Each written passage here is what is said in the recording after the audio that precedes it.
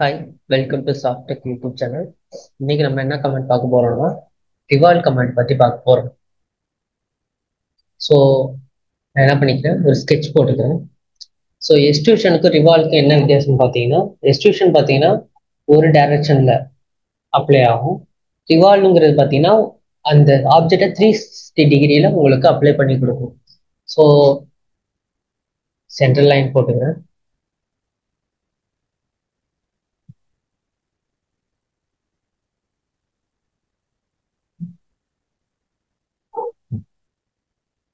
So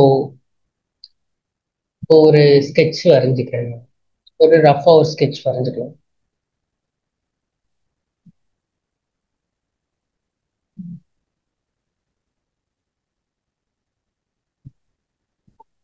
இதை ஃபுல்லாக close பண்ணிடலாம். சரிங்களா? ஸோ இந்த ஆப்ஜெக்டை நம்ம என்ன பண்ண போறோம்னா ரிவால்வ் பண்ண போறோம். ஸோ ஃபியூச்சர்ல போயிட்டு இந்த இடத்துல ரிவால்வ்ங்கிற கமாண்ட் இருக்கும். ஸோ இந்த ரிவால்வ் கொடுத்துட்டு ஆப்ஜெக்டை முதல்ல செலக்ட் பண்ணிக்கோங்க. ஆக்சிஸ் லைன் இந்த இடத்துல பார்த்தீங்கன்னா டிஃபால்ட்டா எடுத்துக்கிச்சு. உங்களுக்கு வேற ஏதாச்சும் ஆக்சிஸ் லைனை மாற்றணும்னா நீங்க அந்த இடத்துல இருக்கிற ரிமூவ் பண்ணிட்டு உங்களுக்கு தேவையான ஆக்சிஸை கொடுத்தீங்கன்னா அதுக்கு ஏற்ற மாரி உங்களுக்கு ரிவால்வ் ஆகும். சரிங்களா? ஸோ இப்போ இந்த இடத்துல பார்த்தீங்கன்னா உங்களுக்கு 360 டிகிரி அப்ளை ஆயிருக்கா. இதை நான் வந்து கம்மி பண்ணிக்கிறேன்னா எனக்கு இந்த இடத்துல பார்த்தீங்கன்னா கம்மியாகும்.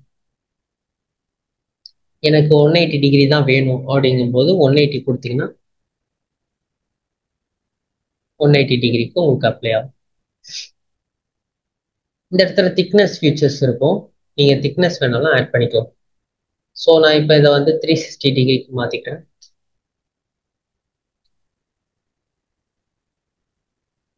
கொடுத்துட்டு ஓகே கொடுத்துக்கிறேன். இப்போ பார்த்தீங்கன்னா உங்களுக்கு ரிவால்வ் கமெண்ட் ஆயிருக்கு. ஸோ இதை வச்சு இன்னும் நிறைய டைப்ல பார்க்கலாம். ஸோ இந்த ஸ்கெட்சை நான் வந்து எடிட் பண்ணிக்கிறேன். ஸோ நான் இதை ட்ரிம் பண்ணிக்கிறேன்.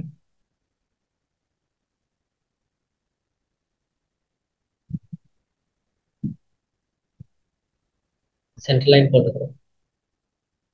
இன்ஃபினிட்டிவ்.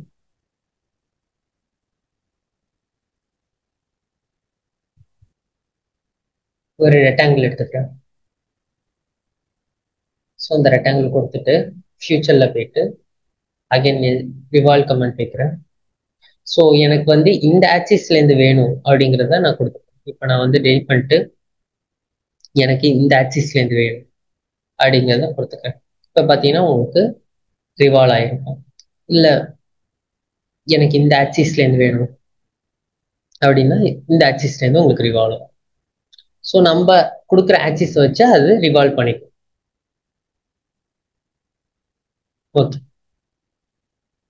இந்த ரிவால்வ் கமாண்ட்லேயே ரிவால்வ் கட் அப்படிங்கிறது எப்படிங்கிறத பார்க்கலாம்.